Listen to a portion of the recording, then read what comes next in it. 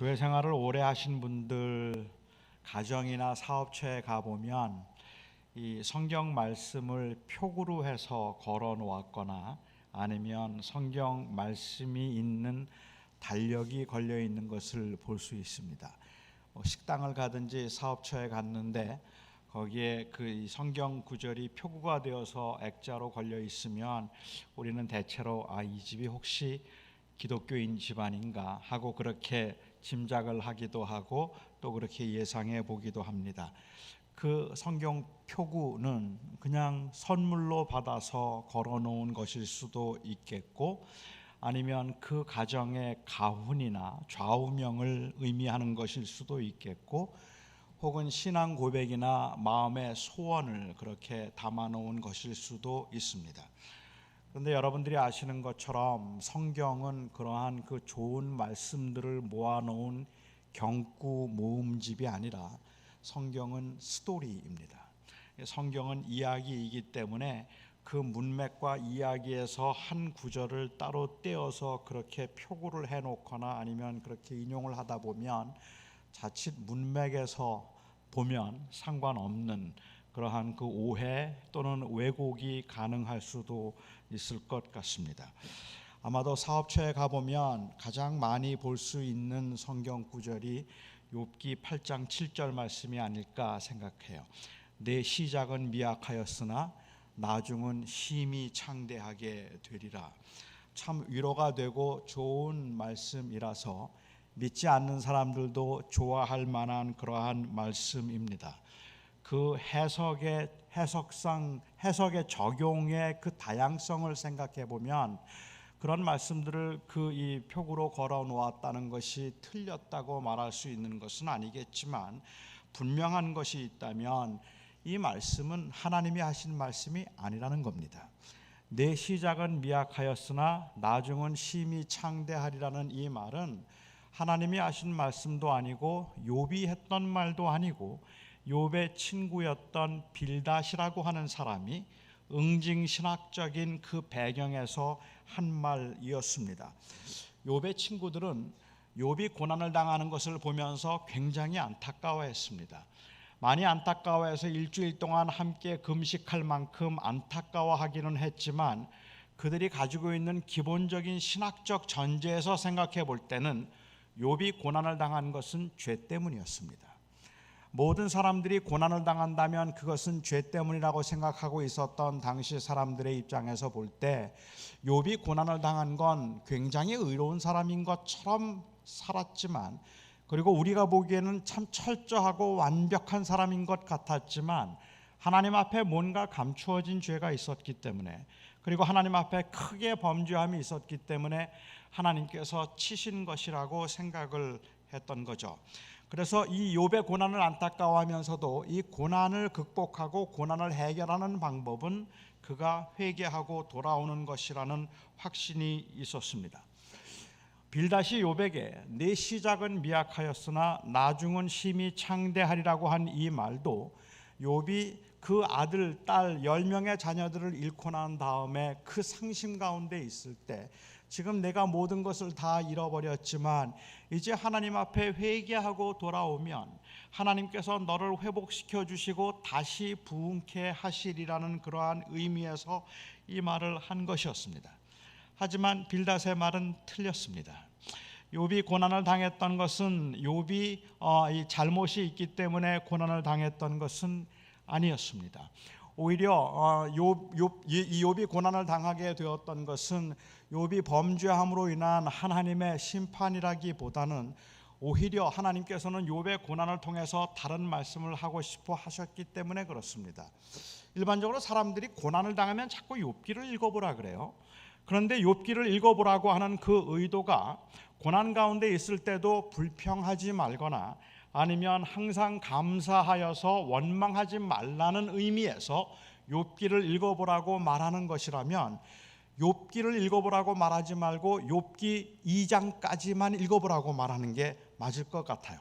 3장부터는 욥이 원망을 하기 시작하고 자기의 출생을 저주하는 그러한 이 모습들을 볼 수 있기 때문에 그렇습니다. 욥의 친구들은 지속적으로 욥이 고난을 당한다고 말하고 있고, 죄 때문에 고난을 당한다고 말하고, 욥은 마치 자기가 죄가 없는데 하나님이 나를 이렇게 왜 하시는지 모르겠다고 말하는 것 같아서 욥의 친구들의 하는 말이 더 맞는 것 같고, 욥은 교만한 것처럼 보이지만 사실 욥이 내가 죄가 무슨 죄가 있길래 하나님이 나를 이렇게 대하시는가라고 말을 할 때 그 말의 의도는 자기는 죄가 없다는 말이 아닙니다. 사실은 나는 죄가 없는데 하나님이 나를 이렇게 억울하게 하신다는 그러한 의미에서 얘기하는 건 아니죠. 사람이 하나님 앞에서 온전한 사람이 있겠으며 완전한 사람이 있겠습니까? 하나님이 그 죄를 잡아서 주님께서 징계하시겠다 말씀하시면 우리 중에 누구라도 징계 안 받을 사람이 있겠습니까? 욥이 말하고 있는 나는 죄가 없다고 하는 말은 오히려 하나님 앞에 자기는 깨끗하고 완벽하다는 이야기를 하고 있는 것이 아니라 하나님이 나를 죄 때문에 이렇게 고난을 주시는 것이라면 그런데 왜 너희는 괜찮니? 그 말이에요. 너희는 왜 괜찮니? 마치 욥만이 하나님 앞에 큰 죄인인 것처럼 말하는 것에 대한 원망, 이 안타까움, 아쉬움이었겠죠. 욥기를 통해서 하나님께서 주고자 하셨던 메시지는 제가 이해하기에는 의인도 고난을 받는다 하는 사실이었고, 그리고 또한 그 고난 중에 애타게 하나님의 임재를 찾던 욥에게 하나님은 고난 가운데도 욥과 함께 하셨다는 사실을 알려주기 위해서입니다. 그러니까 욥기의 주제는 38장에 하나님께서 나타나시면서 하나님이 그 욥과 함께 하셨다는 사실을 하나님이 알려주시기 위한 것이라, 지금 이 땅을 살아가는 사람들에게 고난 중에 있을 때 욥기를 읽어보라는 말이 제게 볼 때는 정당하게 보이는 것은 꼭 죄가 있는 게 아니더라도 하나님의 계획 가운데 고난을 당할 수 있다는 사실과, 우리가 고난을 당할 때 하나님은 우리를 홀로 두지 아니하시고 하나님이 그 가운데도 언제나 함께 하신다는 것을 확인하도록 하기 위한 것이고, 그 하나님의 임재를 애타게 찾고 있는 그러한 그 간절한 마음에 공감하기 위함이라면 저는 욥기가 굉장히 중요하다고 생각합니다. 그러니까 빌닷은 기복적이고 응징적인 그러한 신학적 전제에서 회개를 하면 하나님이 다시 복을 준다는 의미로 내 시작은 미약하였으나 나중에는 심히 창대하게 되리라고 말을 했던 것이죠. 저는 우리가 이 말이 하나님이 하신 말씀이 아니라 빌닷이 한 말이라고 하는 것을 교회가 잘 알고 있으면서도 교회가 이 잘못된 해석에 관대했던 이유가 혹 이 세상에서 잘 되고 싶고 성공하고 싶다는 그 욕망에 합리화는 아닐까 하는 생각이 들기도 합니다. 아무튼 내 시작은 미약하였으나 나중은 심히 창대하리라는 말씀은 아무튼 좋은 말씀이니까요. 우리에게 위로가 되는 말씀이고 용기를 주는 말씀이면은 틀림이 없기 때문에 그렇습니다. 사업처나 아니면 가정에서 볼 수 있는 또 다른 이 성경 구절이 있다면 빌립보서 4장 13절 말씀일 거라고 생각을 합니다. 내게 능력 주시는 자 안에서 내가 모든 것을 할 수 있느니라 하는 이 말씀이죠. 이 말씀도 제가 이해하기에는 바울이 감옥에 있으면서 모든 상황에서 하나님의 주권을 인정함으로 자족할 수 있다는 고백입니다. 비천과 풍부에 처할 줄도 알고 내가 배고픔과 배부름에도 처할 줄 알고 풍부와 궁핍에도 처할 줄 알아서 내가 일체의 비결을 배웠노니 내게 능력 주시는 자 안에서 내가 모든 것을 할 수 있다. 이 말은 결국은 그 하나님의 주권적인 섭리 가운데 만족할 수 있다는 그러한 말입니다. 성경에서 자족을 이야기하면 이 자족은 주어진 상태에 대한 만족을 말하지는 않습니다. 우리는 우리에게 주어진 상태에 만족하지 못합니다. 여러분도 만족할 수 없을걸요? 여러분 지금 수입이면 괜찮겠습니까? 그 정도면 되겠나요? 여러분 자녀들 성적 그냥 CCD 그래도 나는 만족한다, 자족한다, 더 이상 바라는 게 없다, 그렇습니까? 그렇지는 않죠. 우리는 조금 더 나았으면 좋겠고, 조금 더 건강했으면 좋겠고, 조금만 더 잘 살았으면 좋겠다는 마음이 있지만 그것이 욕망이거나 원망이라고 생각되지 않는 이유가 있다면 우리는 그 모든 간절한 바람과 원함 가운데도 우리가 자족할 수 있는 것은 주어진 조건과 상태가 만족스럽다는 의미가 아니라 하나님의 주권에 만족한다는 말입니다. 내가 가난에 처할 때도, 내가 감옥에 있을 때도 만족하고 감사하는 것은 하나님이 나와 함께 하시고 하나님이 나를 인도해 가시는 그 과정이라면, 그러면 나는 그 하나님의 인도하심에 만족하겠다는 의미이지 상태가 만족스럽고 좋다는 말은 아닐 텐데, 그런데 사람들은 하나님의 능력 안에서 우리의 원함을 다 이룰 수 있다는 의미로 이 말씀을 이해하고 이 말씀을 좋아합니다. 하나님은 무엇인지 다 할 수 있다는 이 전능하심, 이것은 우리 모두의 고백입니다. 하지만 많은 그리스도인들은 하나님은 무엇인지 다 할 수 있는 전능하신 하나님이라는 하나님의 능력에 대해서 의문을 가지고 있는 것이 아니라 사실은 하나님의 의지에 대해서 의문을 가지고 있는 겁니다. 정당한 의문을 가지고 있는 것이죠. 우리는 하나님이 뭐든지 다 할 수 있다고 믿지만 그 하나님이 무엇인지 다 할 수 있다는 말씀에 깃대어서 마치 우리가 원하는 건 그러니까 다 이룰 수 있다는 식으로 이야기하면 그것은 사실은 말씀에 대한 왜곡일 수 있다는 말입니다. 하나님께서 뉴욕 제일장로교회를 뉴욕에서 제일 큰 교회로 만드실 수 있을까요? 있을까요? 아멘. 하나님은 이 교회를 뉴욕에서 제일 큰 교회로 만드실 수 있습니다. 하나님은 뉴욕 제일장로교회를 미국에서 가장 큰 한인교회로 만드실 수 있을까요? 아멘. 하나님은 그렇게 하실 수 있습니다. 하나님은 이 교회를 세계에서 가장 큰 교회로 만드실 능력은 없을까요? 있습니다. 만드실 수 있습니다. 하나님은 여러분들을 뉴욕에서 가장 성공한 사업가로 만드실 수 있을까요? 아멘. 만들 수 있어요. 그런데 문제는 하나님이 그렇게 하실까요? 하나님에게 능력이 있다는 건 우리가 믿지만 하나님이 해줄 것 같지는 않아요. 그래서 하나님께서 제일 큰 교회로, 제일 큰 부자로 만드실 것 같지는 않아요.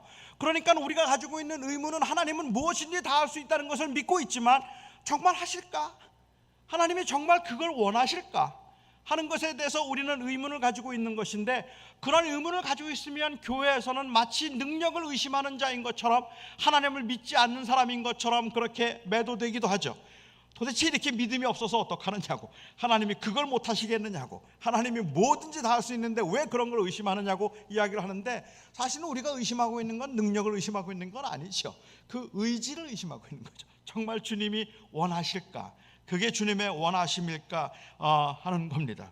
다시 말하면 하나님이 해주실 수 있는가라는 이 본문을 가지고, 내게 능력 주시는 모든 것을 다 할 수 있다는 하나님의 이 말씀을 가지고, 전능하신 하나님께서 큰 교회 건물을 짓지 못하시겠으며 그 전능하신 하나님께서 우리에게 획기적인 부흥을 주지 못하시겠느냐고 말하는 것 역시도 제가 보기에는 욕망의 합리화처럼 보인다는 말입니다.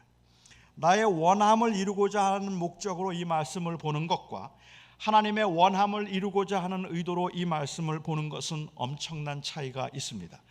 바울이 고백하고 있는 내게 능력 주시는 자 안에서 내가 모든 것을 할 수 있다는 이 고백은 나는 어떤 상황에서도 그 하나님의 원하심을 따라 살 수 있다는 의미이지, 그것은 하나님의 능력에 빗대어서 내가 원하는 건 다 얻을 수 있다 하는 그러한 의미에서 한 말이 아니었습니다.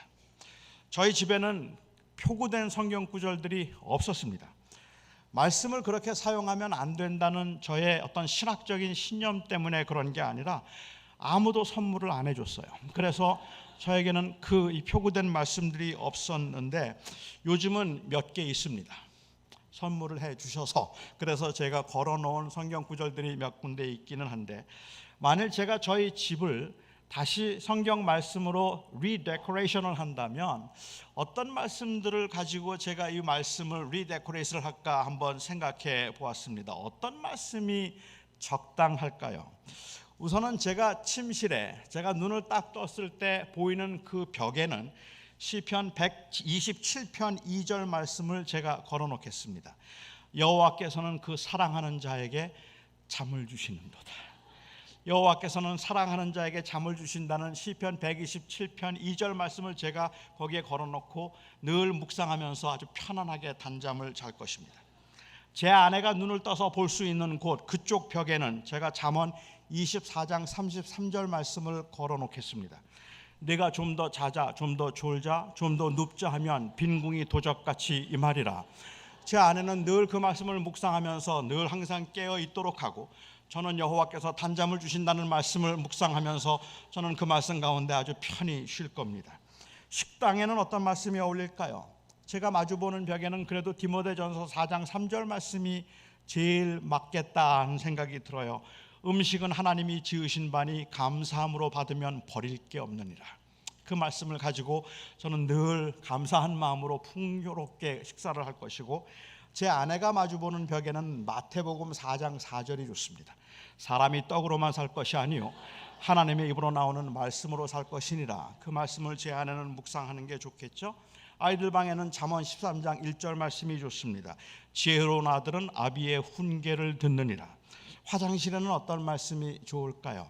제가 화장실에 가서 보니까 그 아래층에 있는 남자 화장실을 보니까 그 이 화장실에 있는 말씀이 시편 121편 여호와께서 환난 가운데 우리를 건지시리라 하는 말씀이 거기에 있더라고요.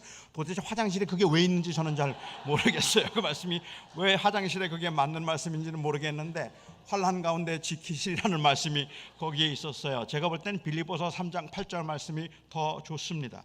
내가 그를 위하여 모든 것을 잃어버리고 배설물로 여김은 그를 얻으려 함이라 하는 그 말씀이 오히려 더 그럴듯해 보이기는 하는 것 같아요.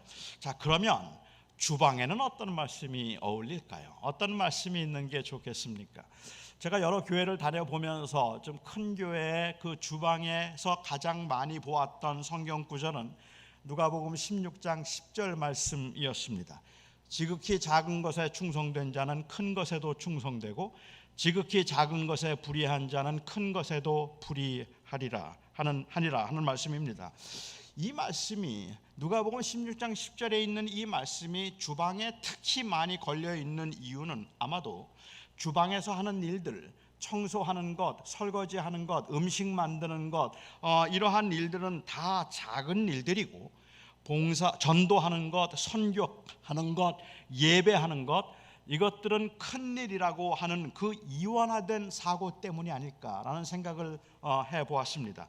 교회에서 성경 공부를 하고 제자 훈련을 하고 그리고 또한 예배를 하는 일들은 다 크고 중요한 일인데, 주차 봉사를 하거나 아니면은 예배 안내를 하거나 유아실에서 아이들을 돌보고 있거나 주방에서 일을 하는 것들은 다 작은 일이라는 생각이 은연중에 사람들의 마음속에 있더라는 말입니다. 아마도 사람들이 이러한 생각을 가지도록 만드는데 결정적인 영향을 준 사건이 있다면 오늘 본문의 사건이 아닐까 하는 생각이 들어요. 오늘 본문의 사건을 보면 예수님께서는 주방에서 일하던 마르다보다는 말씀을 듣고 있었던 마리아를 더 칭찬하신 것처럼 보이기 때문에 그렇습니다. 마르다는 많은 일로 분주했지만 몇 가지만 혹은 한 가지만이라도 족하다는 말씀을 마르다는 들었고, 마리아가 좋은 것을 취하였으니 그 좋은 것을 빼앗기지 아니하리라고 말씀하셨습니다. 그러면 마리아가 빼앗기지 아니하리라고 한 이 좋은 것은 도대체 무엇을 가리킬까요? 말씀을 듣는 것이 좋은 것입니까? 그래서 마리아는 말씀을 듣는 좋은 것을 취하였으니 빼앗기지 아니할 것이고, 마르다 너는 주방에서 너무 분주하고 바쁘기 때문에 이 좋은 걸 잃어버렸어라고 그렇게 말씀하고 계시는 걸까요? 저는 주님께서 이 사건을 통해서 말씀을 듣는 것, 다시 말하면 종교적이고 목회적인 일과 그 외의 일을 구분하고 있는 이원화된 사고를 권장하고 있지 않다고 생각합니다. 오히려 그것은 굉장히 위험한 생각이기 때문에 주님께서 그것을 권장하셨을 리가 없습니다. 이 말씀을 이해하기 위해서는 이 말씀 바로 이전에 나오고 있는 선한 사마리아 사람의 비유를 좀 함께 생각해 볼 필요가 있을 것 같아요.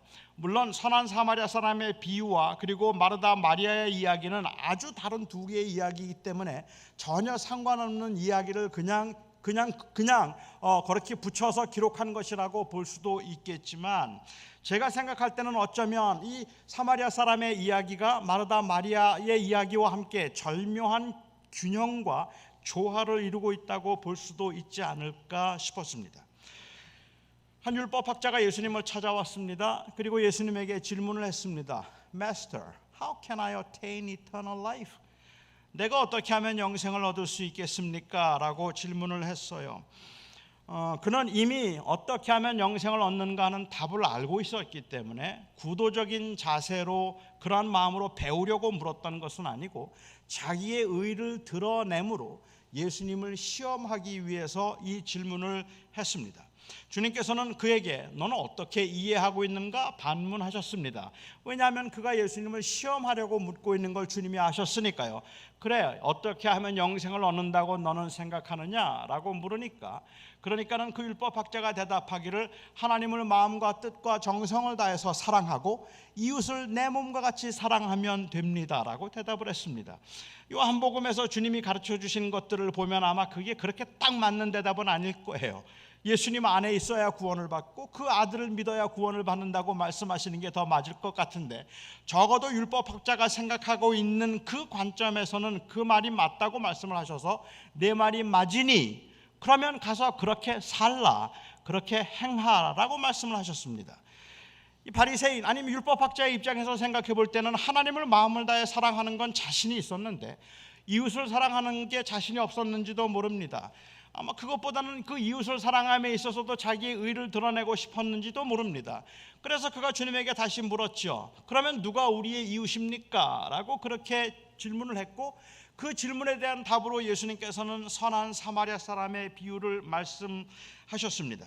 저는 주님께서 이 선한 사마리아 사람의 비유를 말씀하시면서 말미에 하셨던 질문이 참 재미있다는 생각을 했는데, 누가 우리의 이웃입니까? 라는 질문에 대해서 내 생각에는 이 세 사람 중에 누가 강도 만난 사람의 이웃이 되겠느냐라고 이렇게 질문하셨습니다. 이걸 조금만 제가 바꿔서 얘기를 하자면, 그 선한 이 바리새인의 입장에서는 누가 우리의 이웃입니까? 라고 묻고 있는데, 오히려 예수님께서는 대답하시기를 그 강도 만난 사람은 누구를 이웃이라고 생각하겠는가? 라고 그렇게 물으신 겁니다. 이것은 당시 유대인들이 가지고 있던 잘못된 생각을 지적하신 것이라고 저는 생각해요. 유대인들의 경우에 있어서 이웃을 사랑하는 건 그렇게 어려운 일이 아니었습니다. 이웃을 사랑하는 것 지금도 우리들에게 그렇게 어려운 일이 아닙니다. 이웃이 누구인가를 정의하는가에 따라서 달라진다는 말이죠. 이방인들 이웃이 될 수 없어요. 세리, 죄인들 이웃이 될 수 없어요. 그리고 병자들, 가난한 자들, 약한 자들, 이들은 이웃이 될 수 없어요. 이웃은 유대인이고 철저하게 율법을 사랑하고 자기들과 뜻을 같이 하여서 함께 있는 자기들의 그 진영에 있는 사람들만 이웃이에요. 그렇게 생각하고 있던 그들이 누가 우리 이웃입니까? 라고 물었다면 예수님께서 죄인들, 세리들, 창기들 이런 자들은 다 이웃이 아니고 하나님의 말씀 안에 있는 너희들이 바로 그 율법자들이, 그리고 바리새인들이 이웃이지 라고 말씀하셨더라면 답이 맞는 거예요. 그래서 누가 우리의 이웃입니까? 라고 물었는데 주님께서는 오히려 선한 사마리아 사람의 비유를 말씀하시면서 그 마지막에 이 강도 만난 사람은 누구를 이웃이라고 생각하겠는가? 라고 그렇게 묻고 계십니다. 어찌 생각하면 이 말씀은 우리 현대 교회로서는 좀 들어볼 만한 필요가 있는 질문일지도 모르겠다는 생각이 들어요. 교회들에게 묻습니다. 우리의 이웃이 누구입니까? 우리 교회는 다 얘기합니다. 가난한 사람이 우리의 이웃입니다. 병든 자들이 우리의 이웃이고 이 아픈 사람들이 우리의 이웃이고 소외된 사람들이 우리의 이웃입니다라고 말합니다. 우리는 그렇게 배웠으니까요. 그런데 문제는 뭐냐 하면 그 가난하고 병들고 소외된 사람들은 교회를 이웃이라고 생각하지 않는단 말이에요. 우리는 그 약한 사람들이 우리의 이웃이라고 말하는데 그 약한 사람들은 우리를 이웃이라고 생각하지 않아요. 한 번도 찾아온 적이 없거든요. 한 번도 아플 때, 힘들 때 자기들을 찾아와서 도와준 적이 없거든요. 그냥 말로만 우리의 이웃은 약한 사람이죠, 우리의 이웃은 가난한 사람들이요자라고 말하고 있을 뿐이지 실제로 그들이 아파할 때, 힘들어할 때, 괴로워할 때 도움을 준 적은 별로 없으니까. 그러니까는 주님께서는 이 강도 만난 사람이 누가 강도 만난 사람의 이웃이 되겠느냐, 이 사람은 누구를 이웃이라고 생각하겠는가라는 질문도 굉장히 심오했을 거라고 저는 생각을 합니다. 결국은 주님께서 하신 비유를 통해서 이 바리새인은 자기가 말하고 있는 그 영생을 얻는 그 길에도 미치지 못하고 있다는 사실을 주님께서는 지적하시겠죠. 가서 그럼 한번 해봐라, 이웃을 그렇게 사랑하라는 이야기를 하셨던 것입니다. 아무튼 이 선한 사마리아 사람의 비유를 보면 한 사람이 예루살렘과 여리고 사이의 길에서 강도를 만났습니다. 그리고 거반 죽게 되었습니다. 본문은 강도 만난 사람이 누구인지를 밝히고 있지는 않습니다. 주님의 의도를 생각해 볼 때는 사마리아 사람이라고 보기보다는 유대인이었다고 보는 것이 더 그럴듯할 것 같기는 해요. 왜냐하면 강도 만난 사람이 사마리아 사람이었더라면 사마리아 사람이 사마리아 사람을 도와준 것은 당연하잖아요. 그러니까는 아마도 유대인이었다고 말해야 사마리아 사람이 도와준 것이 주님의 말씀의 의도를 좀 더 잘 드러내겠다는 생각은 들지만 본문에는 그런 내용은 하나도 없습니다. 그러니까는 누구인지는 모릅니다. 저는 유대인이라도 상관없고 한국 사람이라도 상관없다는 생각은 차이는 없을 겁니다. 그런데 예수님께서는 이 비유를 예루살렘에서 여리고로 내려가던 길에 발생한 일로 설정을 하셨습니다. 한 12마일 정도 되는 거리인데 험하기로 소문났고 강도가 많아서 곳곳에서 강도들이 출몰해서 피해받은 사람들이 많다는 소문이 무성했던 곳입니다. 그런데 거기에 여리고라는 성에는 레위인들과 제사장들이 가장 많이 모여 살고 있던 도시입니다. 그러니까 이 예루살렘에서 여리고로 내려가던 길에 그 제사장과 레위인이 강도 만난 사람을 만났다고 이야기를 한다면 거기서 전제되고 있는 것은 이들이 예루살렘에서 마음을 다해 하나님을 사랑하는 그 일, 다시 말하면 예배하는 제사하는 일을 다 마치고 그리고 내려가던 길에 집으로 가던 길에 강도 만난 사람을 보게 된 것입니다. 불쌍히 여기는 마음이 없었을 리가 없죠. 두려운 마음이 없었을 리가 없습니다. 그런데 그들은 도와주지 않고 지나갔습니다. 레위인도 그냥 지나갔고 제사장도 그냥 지나갔습니다. 그들이 지나가지 않은 이유는 여러 가지를 생각해 볼 수 있을 거예요. 너무 피곤해서일 수도 있습니다. 아니 어쩌면 무서웠을 수도 있습니다. 어찌할 바를 알지 못했기 때문일 수도 있겠고 어쩌면 무관심일 수도 있습니다. 그런데 주님께서 이 비유를 말씀하신 의도를 생각해 볼 때 이 제사장과 레위인이 예루살렘에서 제사를 마치고 돌아가던 길에 강도 만난 사람을 보았지만 그냥 지나쳐갔다고 말씀하시는 의도를 볼 때는 거기에 담겨있는 또 다른 한 이유가 있다면 종교적 의무의 완성입니다. 내가 종교적인 일들을 다 했기 때문에 강도 만난 사람을 도와주는 일을 그냥 그것을 소홀히 여기고 나는 주를 사랑하는 일을 했으니까 내 할 일은 다 했다 생각했다는 그 의미가 그 안에 담겨 있다는 말입니다. 이웃에 대한 사랑과 하나님 사랑을 대조해서 말씀하셨다고 보는 것이 제가 보기에는 이 주님께서 설정하신 배경을 볼 때 충분히 가능한 것 같아요. 그러니까 이들은 결국은 종교적인 의무를 다했지만 이웃을 사랑하는 일에 실패했던 사람들입니다.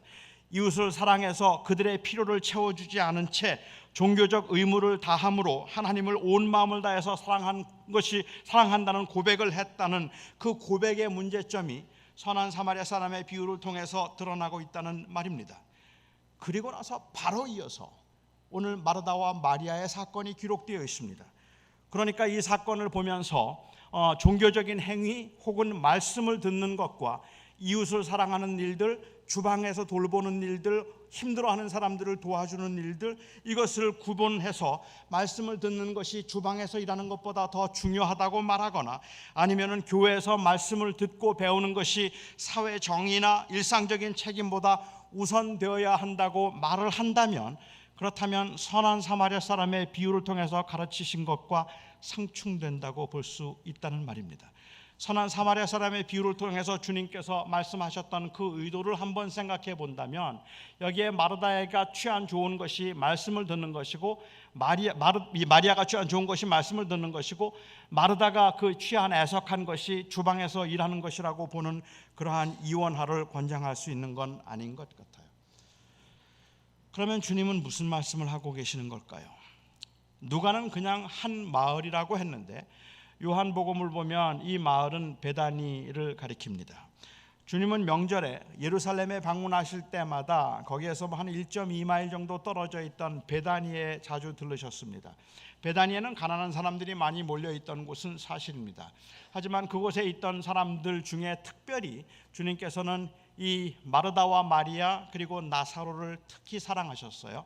요한이 요한복음에서 증언하는 것처럼 하나님께서 사랑하셨던 그 나사로의 집에 예수님이 명절 때 예루살렘에 오실 때마다 그곳에 머물기도 하시고 그곳에 들렸던 일들이 많았을 것이라는 것은 쉽게 짐작할 수 있습니다.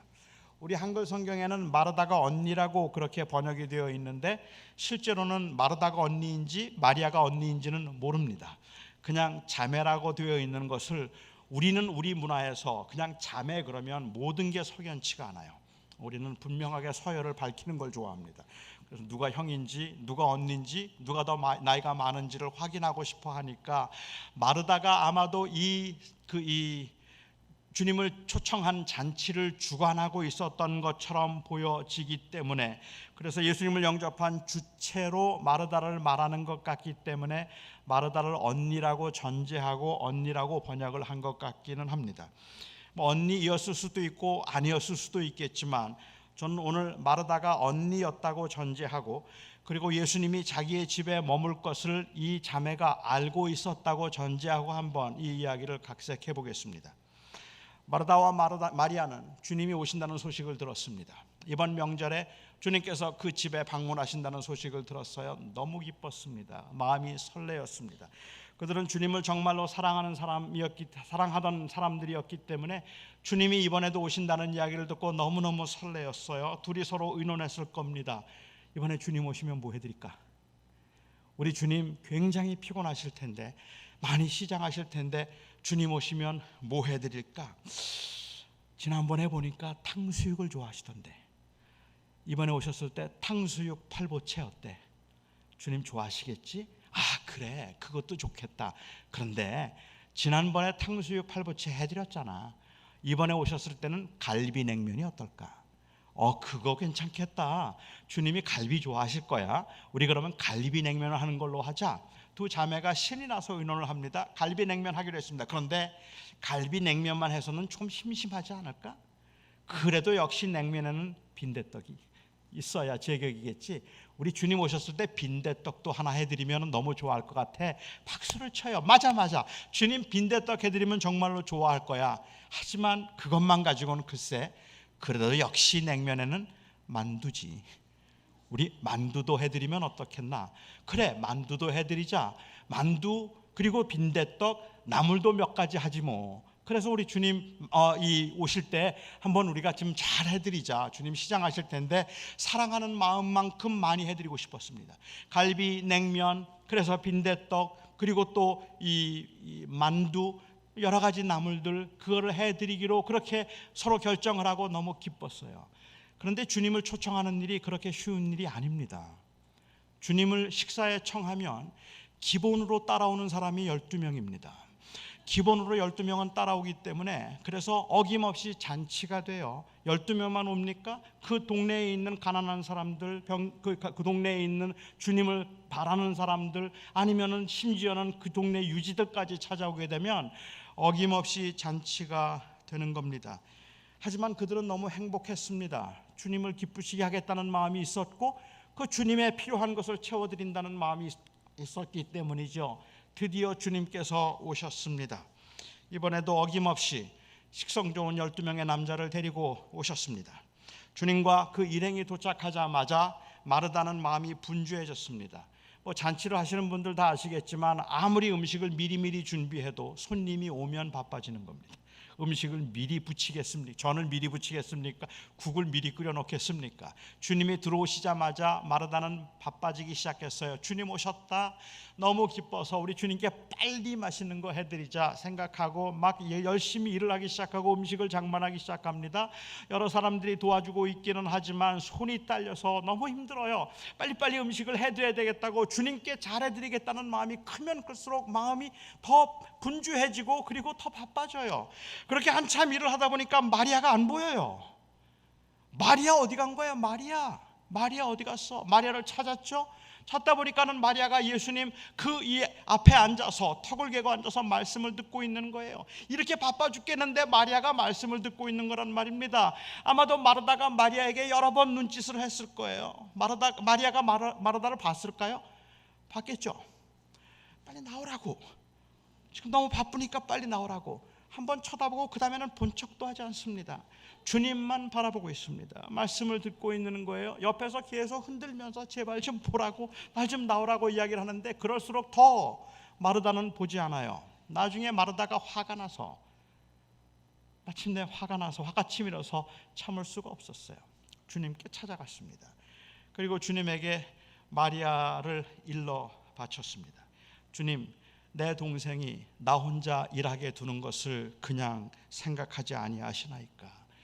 그를 명하사 나를 도와주라 하소서. 저렇게 나를 안 도와주고 있는데 그 마리아에게 이야기해서 나를 좀 도와주라 하소서. 마르다는 이때 주님의 어떤 반응을 기대했을까요? 여러분들이 기대하고 있는 주님의 반응은 어떤 겁니까? 지금 마르다는 정신없이 바쁘게 일을 하고 있는데 혼자 하나님의 말씀을 듣겠다고 앉아있는 마리아를 보면서 그것을 일러 바치는 마르다의 이야기를 듣고 여러분들은 어떤 반응을 기대하십니까? 제가 기대하고 있는 예수님은 이럴 때 마르다를 책망하시는 겁니다. 야, 마르다야, 저 언니 저렇게 바쁜 거 안 보이니? 저렇게 바쁘게 다른 사람들 일하고 있는데 너 혼자 얌체처럼 여기 있으면 되겠냐? 나가서 언니 좀 도와줘. 주님께서 그렇게 말씀하시는 게 맞잖아요. 말씀을 듣는 것보다 행하는 게 중요하니라. 남들은 지금 힘들게 일하고 있는데 혼자 말씀 들으려고 하지 말고 나가서 언니를 도와주고 힘들지만 그 일을 하는 게 그게 마땅하니라. 이게 주님답지 않습니까? 제가 조금 양보한다면 주님께서 아마 이렇게 말씀하시면 더 좋았을 것 같아요. 마리아야, 네가 얼마나 말씀을 사모하는지 내가 알겠는데 너하고 네 언니한테는 이따 저녁 때 따로 해줄게. 그러니까 지금은 일단 가서 좀 언니 좀 도와줘. 이렇게 말하는 게 주님답지 않습니까? 그런데 주님께서는 오히려 마르다를 책망한 듯이 말씀을 하셨어요. 뜻밖이죠. 몇 가지만 하든지 혹 한 가지만이라도 족한데 내가 너무 많은 일로 마음이 분주하구나 라고 말씀하셨습니다. 주님을 기쁘게 하겠다고 정성을 다해서 준비한 밥상이 부담스럽다는 의미일까요? 아니면 주님께서는 말씀을 듣는 것을 음식을 먹는 것보다 더 중요하게 여긴다는 의미였을까요? 만약에 그래서 주님은 말씀을 듣는 것이 음식을 장만하거나 아니면 주방에서 일하는 것보다 더 중요한 것이라는 의미에서 주님께서 이 말씀을 하셨다면, 그리고 마르다가 그렇게 이해를 했다면 그날 주님 점심 못 드셨습니다. 마르다도 그래요 주님, 그러면 저도 말씀을 듣겠습니다 하고 그냥 그 말씀을 듣겠다고 그 주님 앞에 앉아버리면 그러면 그날 점심 누가 준비하죠? 그날 점심 아마 그냥 굶으셨어야 될 겁니다. 그런데 마르다는 주님의 말씀을 그렇게 이해하지 않았다고 저는 확신합니다. 주님께서 마지막 유월절을 보내기 위해서 예루살렘에 가셨을 때 그때 또 한 번 베다니에 방문하시게 됩니다. 요한복음 12장에 보면 그 사건이 기록되어 있는데, 그때 요한복음 12장에 보면 예수님께서 베다니에 들르셨을 때 그때는 시몬, 나환자였던 시몬의 집에 들르셨습니다. 나환자였던 시몬이 잔치를 벌였어요. 그리고 잔치를 벌이고 예수님을 초청했기 때문에 그곳에서 주님이 그들과 함께 식사를 하고 계셨는데, 여러분 그날 마리아가 뭐 했는지 아십니까? 사람들은 생각하기를 마리아는 굉장히 하나님의 말씀을 사모하고 차분하고 조용하게 명상적인 여인이고, 마르다는 굉장히 주동적이고 열심이고 그리고 또는 의욕적으로 일을 하던 여인이라고 생각을 하는 경우들이 있는데, 제가 보기에는 반대입니다. 마리아는 제가 이야기하는 such a revolutionary figure예요. 정말로 혁명적인 여인이에요. 오히려 마르다가 그냥 평범한 여인이라고 말할 수 있을 만큼 마리아는 굉장히 혁명적인 여인입니다. 그 당시에 여인들이 말씀을 듣는 것이, 남자들과 함께 말씀을 듣는 것이 허락되지 않았던 상황에서 남자들만 있는 곳에 마리아가 그곳에 들어가서 말씀을 듣고 있었다는 것도 굉장한 일이고, 그것을 허락하셨던 주님도 굉장한 혁명인 겁니다.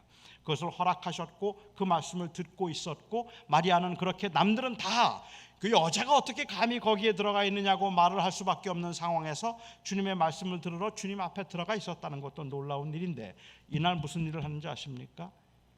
마리아는 향유를 가지고 남자들만 모여있는 그 방으로 들어왔습니다. 그리고 그 향을 깨트려서 예수님의 발에 향유를 부었습니다. 그리고 자기의 머리를 풀었어요. 그 당시에 여인이 사람들 앞에서 머리를 푸는 일은 수치스러운 일입니다. 그것은 아무나 할 수 있는 일이 아닌 겁니다. 그런데 머리를 풀어서 예수님의 그 발을 씻겼습니다. 향유를 붓고 마치 장사를 준비하는 것처럼 향유를 붓고 자기의 머리를 풀어서 그 주님의 발을 씻겨드렸어요. 이건 가히 혁명적인 일입니다. 엄청난 일을 하고 있는 겁니다. 굉장하죠? 그런데 그날 마르다 뭐 하고 있는지 아세요? 마르다는 뭐 하고 있었을까요? 요한복음은 의도적으로 기록을 했는지는 모르겠지만 마르다는 그곳에서 일을 하고 있었는데 서빙을 하고 있었어요. 아마도 바꿔서 얘기하면 주방에서 음식을 만들거나 그 일을 하고 있었다고 볼 수 있을 것 같아요. 마르다는 도대체가 순종을 모르는 여인입니까? 배움이 없는 여인입니까? 그만큼 수치를 당하고 그만큼 망신을 당했으면 이제는 하나님의 말씀을 좀 들으려고 해야지. 또 주방에 가 있어요. 또 그곳에 가서 일을 하고 있어요. 어떻게 그럴 수가 있는 겁니까? 아닙니다. 그렇지 않았을 겁니다. 마르다는 주님의 말씀을 그렇게 이해하지 않았습니다. 주님이 말씀하신 좋은 것은 단순히 말씀을 듣는 것이 아니었습니다.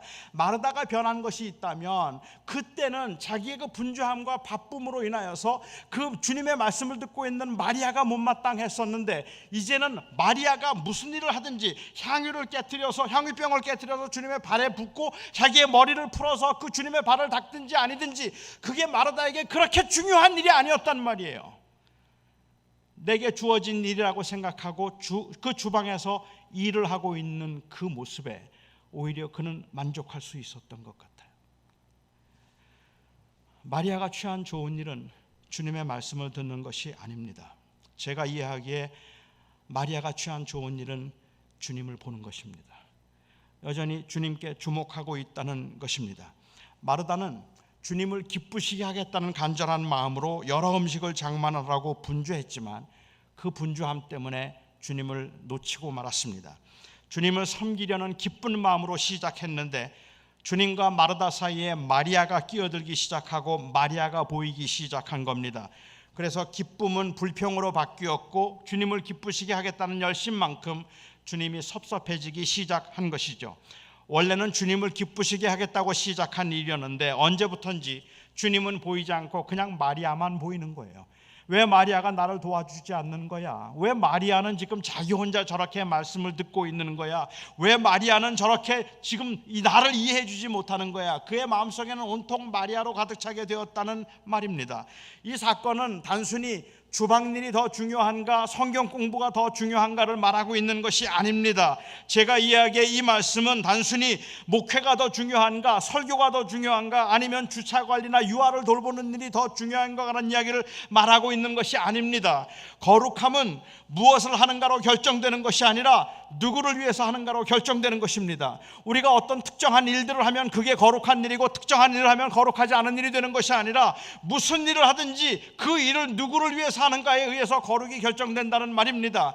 그냥 목회를 하기 때문에 거룩한 일을 하고 있는 게 아닌 겁니다. 목사이기 때문에 성직자인 것이 아니라는 말입니다. 주를 위한 일일 때 성직이 되는 것이고 주를 위한 일일 때 거룩한 일이 되는 겁니다. 여러분은 설교가 거룩한 일이라고 생각하십니까? 이 일이 귀한 일이라고 생각하십니까? 제가 오늘 지금 설교를 하면서 제 마음속에는 온통 내가 어떻게 하면 이 설교를 통해서 유명한 사람이 되고 사람들에게 인정을 받아서 내 나라를 키울 수 있을까를 생각하고 있고, 제가 설교를 하면서 온통 제 마음속에는 어떻게 이 설교를 통해서 내가 유명한 사람이 되고 내가 돈을 많이 벌 수 있고 내가 좀 더 안정되고 편안한 삶을 살 수 있을까를 궁극적으로 추구하고 있는 것이라면 이건 세속이에요.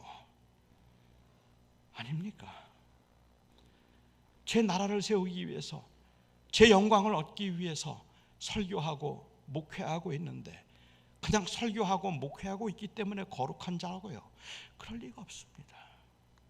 그게 자기를 위한 일이면 그거는 세속입니다. 주를 위한 일일 때 거룩한 일인 겁니다. 주방에서 일하는 게 속된 일이고 가치 없는 일이라고요? 그럴 리가 없습니다. 주방에서 일하는 것, 주차장에서 일하는 것, 그거는 속된 일이고 예배를 하는 것만 거룩한 일이 되는 것이 아니라 그곳에서 하는 일이 주를 위한 일이 될 때, 주를 섬기는 마음으로 하는 일이 될 때 그게 거룩한 일인 겁니다. 세탁소에서 일하는 것은 세상의 일이라고요? 그럴 리가 없죠.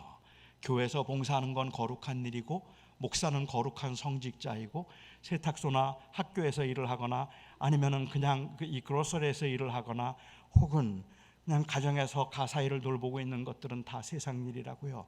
그럴 리가 없죠. 그 일이 하나님이 나에게 맡기신 일이라는 확신이 있어서 내가 그곳에서 하나님의 일을 하고 있다고 확신하고 있다면, 주님께서 맡기신 일을 내가 감당하고 있다면 그 일이 바로 거룩한 일인 겁니다. 거룩은 무엇을 하는가로 결정되지 않습니다. 거룩은 그 일을 누구를 위해서 하는가로 결정되는 겁니다. 마리아가 취한 좋은 것은 말씀을 듣는 것이라는 종교적 행위가 주방에서 일하는 일상보다 더 중요하다는 말을 하고 있는 건 아닙니다. 물론 그러니까 일상이 종교적인 일보다 더 중요하다는 말도 아닙니다. 가정이 더 중요한가 아니면 교회가 더 중요한가라는 질문이 아니라는 말입니다. 제가 요즘 젊은 사역자들에게 그냥 이 미끼로 이런 질문을 할 때가 있어요. 가정이 더 중요할까 아니면 교회가 더 중요할까? 목사들에게 묻습니다.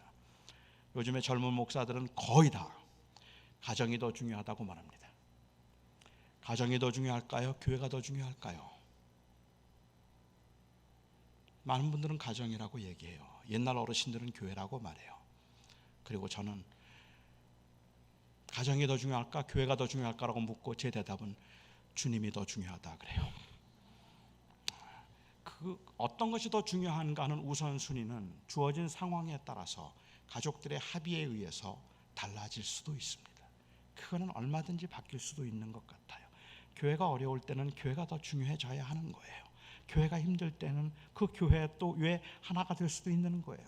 그러나 그렇기 위해서 가정을 언제나 희생해야 되는 건 아니니까 그 가정에서 자녀들이 부모를 절실하게 필요로 여길 때는 그때는 또 가정을 또 소중하게 여기기도 해야 되는 거예요. 하지만 이 모든 일에 우리는 결국은 가장 소중한 것은 나는 주를 위해서 산다는 거예요. 주님이 가장 내 인생에 중요하다는 그 주님 때문에 우리가 맡겨진 일들을 하게 될 때 결국은 주를 위해 사는 일이 될 때 모든 일이 거룩한 일이 되는 거죠. 저는 현대 교회가 마르다가 범한 실수를 범하고 있다고 생각이 들 때가 있습니다. 그리스도의 영광을 위해서 사역을 시작했지만 그리고 조금 더 많은 사람들에게 우리가 믿고 있는 이 사랑을 소개하고픈 간절한 마음을 가지고 열정적으로 교회를 섬기지만 언제부턴지 너무 분주해졌습니다. 하는 일이 너무 많습니다. 하는 일이 많다는 것 자체는 별로 문제가 되지 않습니다. 주님을 위해서 음식을 한 가지라도 장만해서 맛있는 음식을 대접해드리고 싶은 마음은 절대로 나쁜 마음이 아닙니다. 그것은 굉장히 귀한 마음이고 아름다운 마음입니다. 그런데요, 언제부턴지 그 일들이 부담스러워지고 언제부터인지 무거운 짐이 되기 시작한 것이 문제이고 그러다 보니까 함께하지 않고 도와주지 않는 사람들이 자꾸 섭섭해지기 시작한 게 문제입니다. 아니 어쩌면 그것보다 더 큰 문제는 주님을 기쁘시게 하겠다는 명목으로 시작된 일이 결국은 자기의 의와 성공이 목표가 되고 형통이 동행의 증거가 되어서 주님을 놓치는 일들이 허다하게 자주 발생하더라는 말입니다. 처음 동기가 마치 지금의 동기인 것처럼 오해를 하는 목회자들이 너무 많아요. 그 유혹은 저도 수없이 경험했던 바입니다. 내가 주를 위해서 헌신하겠다고 헌신을 해서 그래서 목사가 되었는데 그런데 목회를 하면서 사람이 더 많이 보이더라고요. 주님을 보는 일 그렇게 쉬운 일이 아니더라고요. 제가 목회를 26년 동안 사역을 하면서 울었던 일, 웃었던 일, 제가 낙심했던 순간들, 그리고 제가 설레었던 순간들을 돌아보면 주의 은혜 때문이 아니었던 경우들이 훨씬 더 많음을 고백하지 않을 수 없습니다. 교회가 부흥할 때 좋았습니다. 교회가 잘하지 않으면 그러면 낙심되었어요. 사람들이 나를 인정해주면 기분이 좋았고 사람들이 나를 인정해주지 않는 것 같으면 섭섭하고 어색했습니다. 나의 기쁨과 슬픔의 그 원인은 주님이 아니라 사람인 경우들이 훨씬 더 많더라고요. 그런데 나도 모르게 그런 것에 빠져서 성공과 그리고 또한 부흥과 세상 사람들의 인정을 바라면서 살아가고 있음에도 불구하고 그렇게 살면서 주님은 점점 보이지 않고 세상에 있는 것들만 커다랗게 제 눈앞을 제 시야를 가리고 있는데도 불구하고 마치 처음에 있던 그 주를 바라보았던 시선이 아직도 남아있기라도 한 것처럼 그렇게 오해하고 스스로를 속였던 경우들도 허다하게 많음을 고백하지 않을 수가 없습니다. 목사도 마리아가 될 수 있고 그리고 목회도 마리아가 될 수 있습니다. 성장도 부흥도 마리아가 될 수 있습니다. 경건 훈련도 선교 활동도 마리아가 될 수 있습니다. 다 중요한 일들이고 다 필요한 일들이지만 그것들이 그리스도를 바라보는 시선을 가릴 때 그렇습니다. 그것들 때문에 주님을 보지 못하면 그것들은 마리아일 수도 있다는 말입니다. 어느 외로운 할머니가 말벗이 필요했답니다.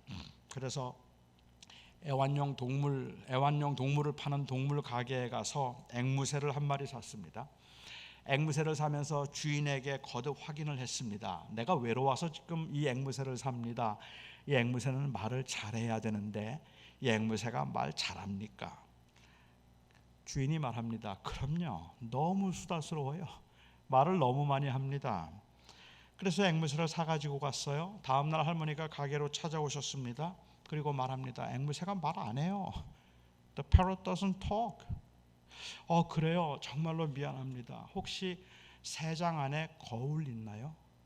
거울 없는데요. 새들은 거울을 보면 거기에 그 반사된 모습을 보면서 친구하고 이야기하듯이 이야기를 많이 합니다. 그러니까 거울 하나 사가세요. 거울을 사가지고 갔습니다. 다음날 할머니가 또 찾아오셨어요. 말씀하십니다. 아직도 새가 말을 하지 않아요. 그래요. 혹시 새장 안에 사다리 있습니까? 사다리 없는데요. 새들은 사다리를 오르락내리락 하면서 기분이 좋아지면 그러면 말을 합니다.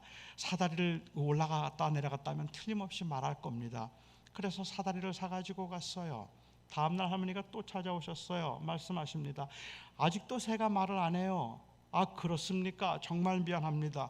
혹시 새장 안에 그네 있나요? 그네 없는데요.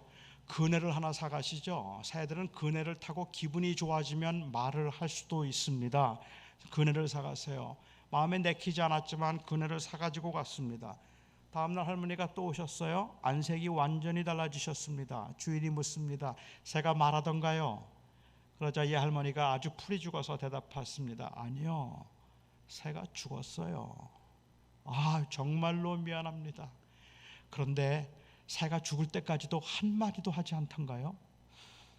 아니, 새가 죽으면서 딱 한마디 하고 죽었습니다. 뭐라고 그러던가요? 새가 죽으면서 말하기를 그 가게 먹을 건 안 팔던가요? 그리고 죽었습니다. 굶어 죽었습니다. 사흘 동안 이 새에게 먹을 걸 주질 않았어요. 새가 말하도록 하기 위해서 그네도 갖다 놓고 사다리도 갖다 놓고 그리고 거울도 갖다 놓았는데 먹을 걸 주는 것을 잃어버렸습니다. 그리고 새는 굶어 죽었습니다. 말도 안 되는 유머입니다. 이야기입니다. 그런데 이게 오늘날 교회의 현실인 것 같다는 생각이 들어요. 많은 교인들은 무슨 프로그램, 무슨 훈련, 무슨 봉사, 무슨 일들 굉장히 많이 바쁜데 그 안에 주님은 질식하고 있는 것 같아요. 그 주님에 대한 기쁨도 없고 주님으로 인한 그 감격도 없고 그 주님을 사랑한다는 그러한 고백도 벌써 오래전에 식어버린 채 그냥 그런 여러 가지 많은 일들에 쫓겨다니시 일을 하면서 우리는 그냥 이 교회 안에서 그네 갖다 놓고 또 사다리 갖다 놓고 거울 갖다 놓고 이런 여러 가지 필요한 것들이죠. 하지만 그런 것들을 다 차려놓고 그런 것들을 채우느라고 정신이 없어서 주님을 놓친 것 같단 말입니다. 그 주님의 은혜와 내가 왜 여기에 있는가 하는 그 감격을 잃어버린 경우들이 너무 많은 것 같다는 말입니다. 때로는 비전이라는 이름으로, 때로는 선교라는 명목으로, 때로는 성장과 성공이라는 이름으로 우리가 분주하고 바쁜데 그 와중에 우리는 언제나 나보다 앞서가는 사람이 먼저 보이고 내 교회보다 더 빨리 섬기는, 더 빨리 성장하고 있는 교회들이 더 먼저 보이고 마치 그들과의 치열한 경쟁에서 이기는 것이 영적인 싸움에 승리를 하는 것인 양 그렇게 오해를 하고 있는 경우들이 허다하게 많더라는 말입니다. 그래서 많은 사람들은 주님을 섬기겠다고 시작한 일이었는데 어느 때부터인지 주님과의 관계는 아주 소원해지고 꽤 열심인데도 불구하고 정말 헌신적인데도 불구하고 주님과의 관계는 아주 소원해진 채 그냥 사람을 보면서 앞서가는 사람을 이기는 것이 마치 영적인 승리인 것처럼 그렇게 생활하는 사람들도 많이 있더라는 말입니다. 19세기의 사회복음주의 소셜 가스펠 운동의 핵심 그 인물이었던 사람 중에 이 찰스 쉘던이라고 하는 사람이 있습니다. 당시 19세기에는 교회 부흥 운동이 일어났기 때문에 많은 부흥 또 그리고 교회가 굉장히 열심히기는 했지만 사회 정의를 제대로 실현하지 못하고 약자들의 편에 교회가 서 있지 않다는 것을 안타깝게 여겨서 그것을 도덕적인 타락이라고 생각한 이 찰스 쉘던이라고 하는 사람이 그 당시에 교회를 좀 깨워보겠다는 마음에서 책을 한 권 썼습니다. 그 책 제목이 In His Steps입니다. 우리 한국말로는 번역되기를 예수님이라면 어떻게 하셨을까라는 제목으로 번역된 고전입니다. What would Jesus do? 예수님이라면 어떻게 하셨을까?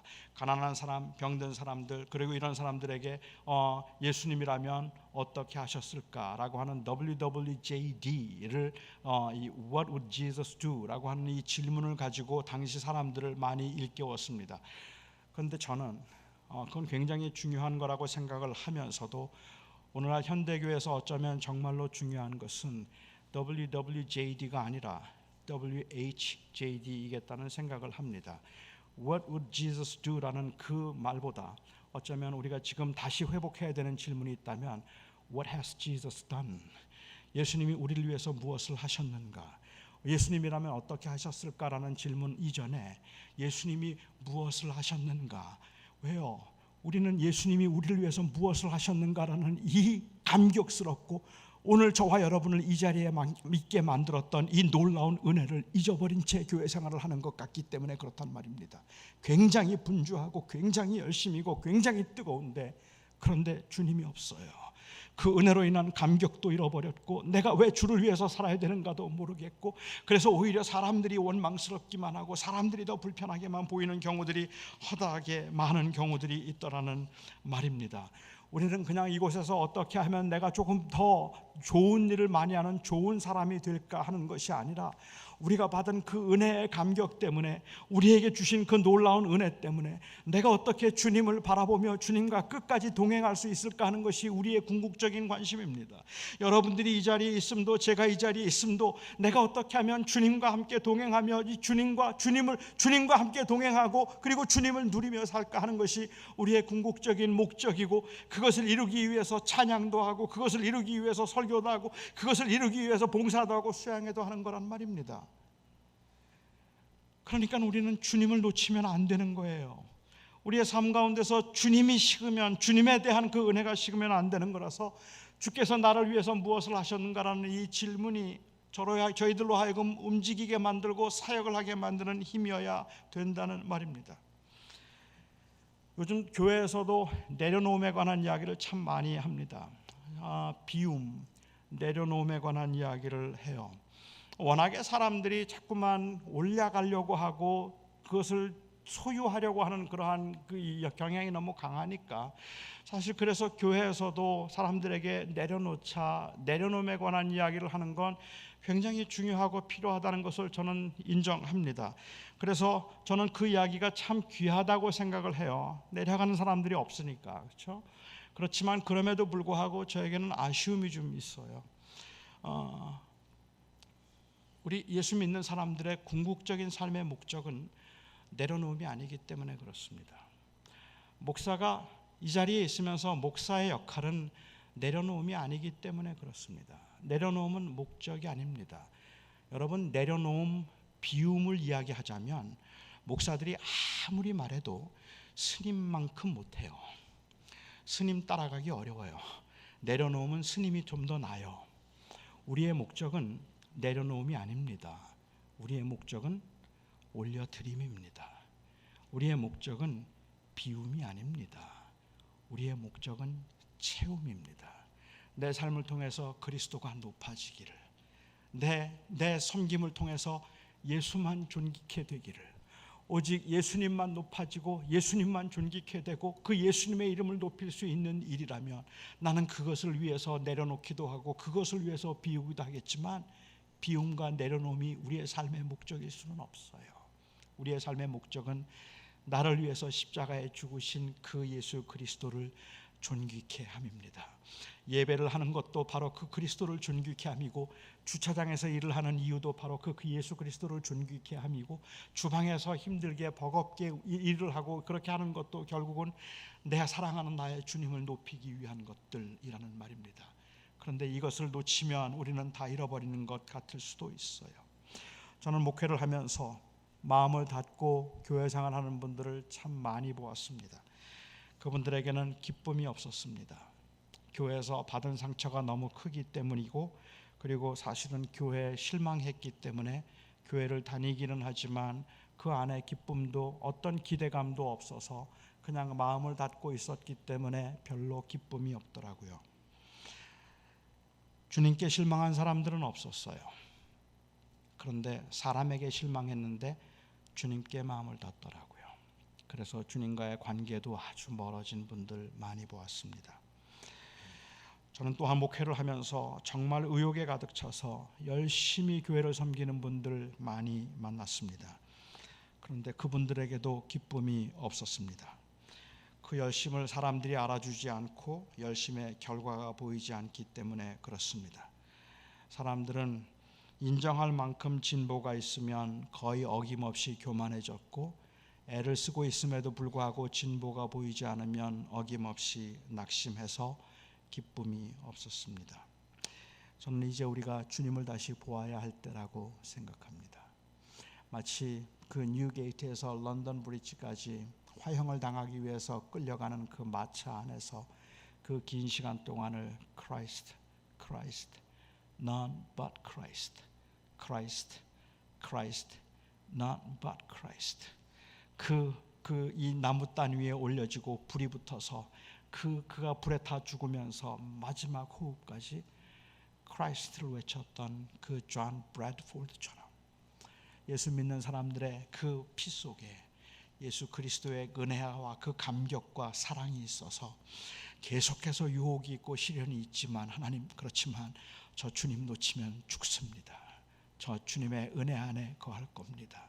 주님을 붙들고 살 겁니다. 라는 그 마음 때문에 사람들이 싫어서 실망하고, 마리아 때문에, 아무도 나를 도와주지 않는 위선자들 때문에, 그래서 마음을 닫았던 사람들이 다시 마음을 열 수 있고, 열심히 일을 하기는 하지만은 그렇지만은 언제부터인지 그 마음이 중심이 흐려져서 내 영광과 그리고 또한 내가 성취하는 것들에 만족하려고 하는 그 마음을 깨뜨리고 부서뜨려서 오직 예수 그리스도만 말할 수 있고 그리스도만 존귀케 되기를 바란다는 그 간절한 예수 믿는 사람들의 소원이 확인될 수 있어야 될 것 같습니다.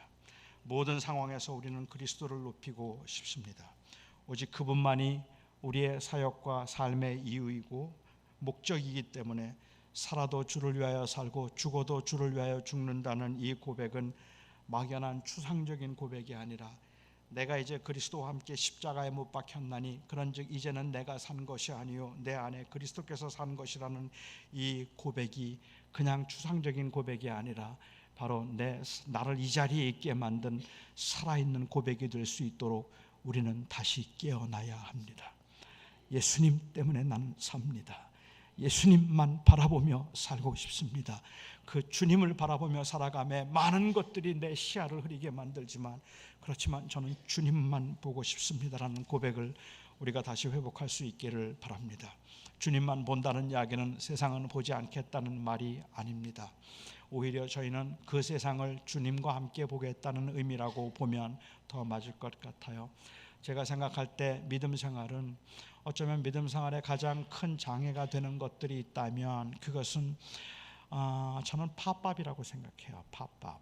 그래서 신앙 이 영적인 믿음의 싸움이란 결국은 모든 것을 제자리에 놓고 보는 것이다라고 저는 그렇게 이해를 하는데, 여러분 우리가 아는 것처럼 손가락 두 개면 세상을 가릴 수 있습니다. 그렇죠? 언제 손가락 두 개로 세상을 가리죠? 클로즈업 됐을 때입니다. 그런데 우리의 약함은요, 아주 사소한 일부터 시작해서 큰 일까지 교회 안에서 그냥 어떤 한 사람이 했던 말 한마디라도 그게 팝밥이 돼요. 그렇게 팝밥이 돼서 튀어오르고 나면 눈앞에 그게 딱 가려지는데 아무것도 안 보여요. 그것만 보이고, 교통사고가 한번 나도 그 교통사고가 그냥 눈앞에 갑자기 팝밥이 되면, 그러면 마치 내 인생은 끝난 것 같은 생각이 들어요. 그래서 그게 눈을 가리면 아무것도 보이지를 않아요. 그게 인간의 약함이잖아요. 우리가 하나님을 의지한다는 말의 의미는 우리는 그것을 끌어내려서 죽을 힘을 다해서라도 그것을 끌어내리고, 그래서 그것을 제자리에 두고 그 너머에 있는 주님을 보겠다는 말입니다. 문제가 사라지지 않아요. 여전히 문제는 그 자리에 있지만, 그러나 그것이 클로즈업 되어서 마치 그게 전부인 것처럼 생각하지 않게 만들겠다는 겁니다. 사람들이 나를 힘들게 만들면 그게 클로즈업 돼요. 사람들이 나를 아프게 만들면, 아니 교인들이 하는 말 한마디, 이웃 사람이 하는 말 한마디에도 내 마음은 상처를 받아서 정말 다 그만두고 싶은 생각이 들고, 지금까지 내가 교회 생활한 거 다 헛것이라는 생각이 들 만큼이나 팝업이 돼요. 그런데 그거는 실체가 아니에요. 우리는 그래서 그것을 끌어내리고 그 너머로 주님을 보고 싶은 거예요. 내가 사랑하고 나의 모든 것이 되시는, 이거는 절대로 내 모든 것이 될 수 없기 때문에 내 모든 것이 되시는 주님을 바라보고 그 주님을 붙들고 기어코라도 주님과 동행하고 싶다는 그러한 간절한 마음 때문에 그 너머에서 주를 보려고 그렇게 몸부림을 치고 있는 거예요.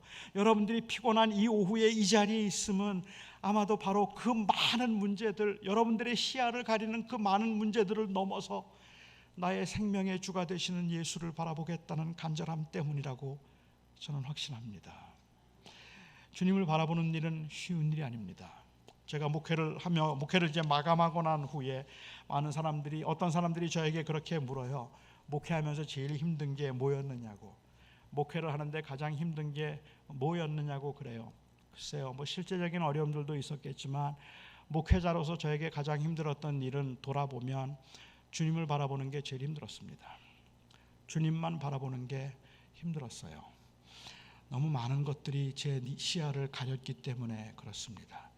교회가 좀 부흥하면 부흥이 보이고요, 교회가 그냥 정체되면 정체됨이 보이고, 나를 힘들게 만드는 교인이 있으면 그 교인만 보이고, 그리고 나를 칭찬해주고 좋다고 말하는 교인들이 있으면 그 교인들이 보이고, 내가 우쭐해지기도 하고, 내가 소심해지기도 하고, 내가 기뻐지기도 하고, 내가 그리고 행복해지기도 하고, 또 불행한 것처럼 느껴지기도 했던 모든 것들이 돌아보면 다 눈앞에 보였던 사람들이었어요.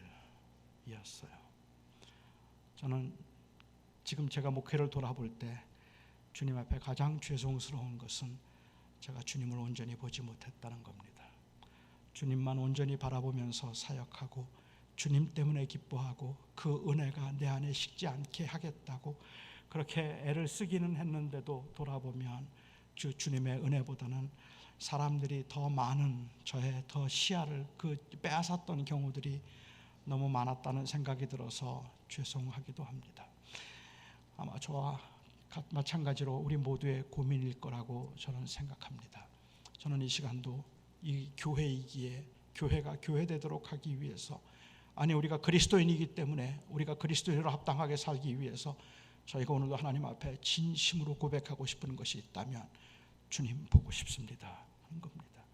사람들 때문에, 다른 것들 때문에 주님을 보지 못하는 일이 없게 하시고, 제가 그 다른 사람들을 보고 다른 일들을 보면서 주님을 향한 제 마음이 다치지 않게 해주시고, 비록 많은 상처와 그 마리아들로 인하여서 많은 아픔과 어려움들이 있기는 했지만 그럼에도 불구하고 주님, 제가 보고 싶은 건 주님입니다. 주님을 볼 수 있게 해주십시오. 우리가 한번 하나님 앞에 다시 한번 다짐할 수 있으면 좋겠습니다. 기도하겠습니다.